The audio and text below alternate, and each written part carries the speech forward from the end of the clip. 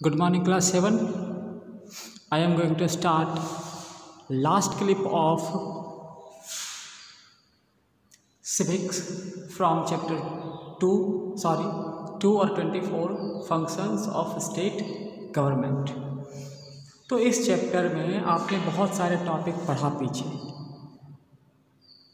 क्या क्या पढ़ा था पीछे पढ़ा था विधान परिषद, विधानसभा, स्टेट गवर्नर का फंक्शंस, पावर, बहुत सारी चीज़ें पढ़ा। अब आज का टॉपिक सीधा हम स्टार्ट करते हैं। तो आज का आप टॉपिक देख रहे हैं, सबसे पहला टॉपिक आपको क्या यहाँ दिख रहा है? Chief ministers and the council of ministers. तो चलिए स्टार्ट करते हैं ये चीफ मिनिस्टर्स के बारे में। जब इलेक्शंस होते हैं और इलेक्शंस के बाद जब एमएलए चुना जाता है तो उन्हीं एमएलए के बीच में से कोई एक व्यक्ति रूलिंग पार्टी का सीएम बनता है, यानी चीफ मिनिस्टर बनता है। और गवर्नर क्या करता है? पार्टी के सारे लीडर को इनवाइट करता है गवर्नमेंट बनाने के लिए, और यही गवर्नर क्या करता है कि सीएम को शपथ दिलवाता और उसे सीएम अनाउंस करता है या सीएम बनाता है। बट यदि कोई पार्टी मेजॉरिटी नहीं कर पाई, कोई पार्टी बहुमत नहीं लेके आई पाई, तो ऐसी स्थिति में गवर्नर दो से अधिक पार्टी को मिला के एक गठित सरकार बनाती है, जिसे कोएलिशन गवर्नमेंट कहा जाता है। तो इस तरह से सीएम का जो पोस्टिंग है वो भरा जाता है। तो अब यहाँ सवाल है कि ये जो चीफ मिनिस्टर है इसका पोजीशन क्या है? वही आपको दिख रहा होगा यहाँ पे फर्स्ट पॉइंट इस टॉपिक का, कि सीएम का पोजीशन क्या है। पोजीशन ऑफ सीएम जो है वो स्टेट एक्सिक्यूटिव का हेड होता है, और ये सिंपली ये काम करता है, गवर्नर जो होता है इसी के सलाह पे काम करता है, और इसी के सलाह पे सारे मिनिस्टर्स को भी वो अपॉइंट करता है गवर्नर। एक तरह से कह सकते हो कि सीएम, गवर्नर और जो काउंसिल ऑफ मिनिस्टर्स होते हैं उसके बीच का लिंक होता है। यानी सीएम के बहुत सारे फंक्शंस हैं जो अभी देखेंगे। अब यहाँ जो आपको काउंसिल ऑफ मिनिस्टर्स दिख रहा है, इसमें बहुत सारे मिनिस्टर्स होते हैं और इसी का हेड होता है सीएम। तो काउंसिल ऑफ मिनिस्टर का देखिए 3 पार्ट है: cabinet minister, minister of state and deputy minister. ये सब मिल के ही कैबिनेट काउंसिल ऑफ मिनिस्टर का निर्माण करते हैं और इसी का ये हेड होता है। अब ये चीफ मिनिस्टर जो होता है ये रिस्पॉन्सिबल होता है गवर्नमेंट को चलाने के लिए, चीफ मिनिस्टर्स। साथ ही साथ जो कैबिनेट मिनिस्टर्स होते हैं और डिप्टी मिनिस्टर होते हैं, इन सब के मदद से ही क्या होता है, पूरा का पूरा एक राज्य का सरकार चलता है। तो अब ये जो सीएम है इसके हम पावर को देखते हैं। बहुत सारा पावर है, यहाँ कुछ पावर्स को हमने एक्सप्लेन किया है, लिखा है। जैसे सबसे पहला है फॉर्मेशन ऑफ मिनिस्ट्री, यानी मिनिस्टर्स को, मिनिस्टर लिस्ट को तैयार करने का काम सीएम का ही होता है, वही काउंसिल ऑफ मिनिस्टर का गठन करता है।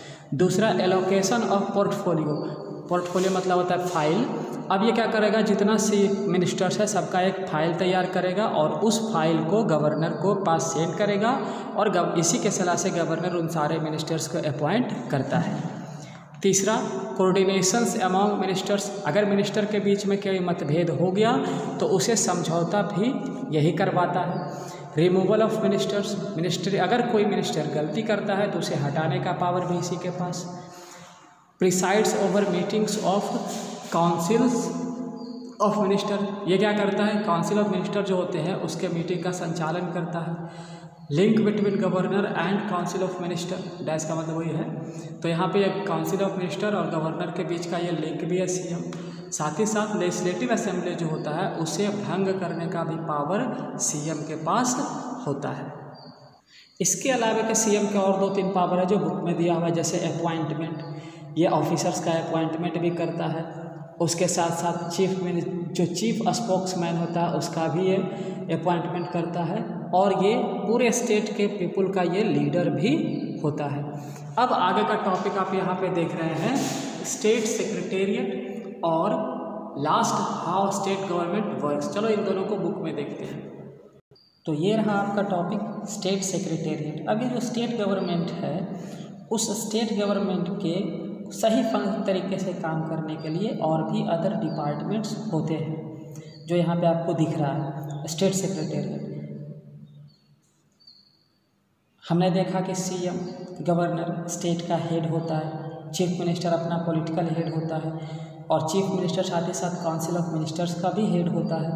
लेकिन इसके अलावा काउंसिल ऑफ मिनिस्टर्स को सपोर्ट करने के लिए बहुत सारे डिपार्टमेंट्स होते हैं। जैसे यहाँ पे देखो नाम दिया हुआ है, क्या क्या नाम आपको दिख रहा है यहाँ पे दिया हुआ है education, construction of road, transport and communication, water, health and sanitation, law and order, land reforms and irrigation. इन सब से रिलेटेड भी क्या होते हैं, ब्यूरोक्रेट्स यानी ऑफिशियल्स, गवर्नमेंट ऑफिसर्स होते हैं जो इन सारे कामों को क्या करते हैं, मैनेज करते हैं। इसी तरह से जो इन ऑफिशियल्स का यानी ब्यूरोक्रेटिक का जो हेड होता है उसे कहा जाता है secretary. Bureaucratic head of each department, her department का जो हेड होता है उसे कहा जाता है सेक्रेटरी। और ये जो सेक्रेटरी जनरल होता है ये चुना जाता है इंडियन एडमिनिस्ट्रेटिव सर्विस के थ्रू। अब ये इंडियन आईएएस, इसी को आईडीएम बोलते हैं, ये आईएएस कैसे चुना जाता है, इसके through, union public service commission के थ्रू, जो है कहाँ, दिल्ली में। और ये जो सेक्रेटरी होता है या आईएएस जो होते हैं ये क्या करते हैं, सीएम को हर एक मैटर पे पॉलिसी बनाने के लिए, एडमिनिस्ट्रेटिव मैटर के लिए सलाह भी देते हैं।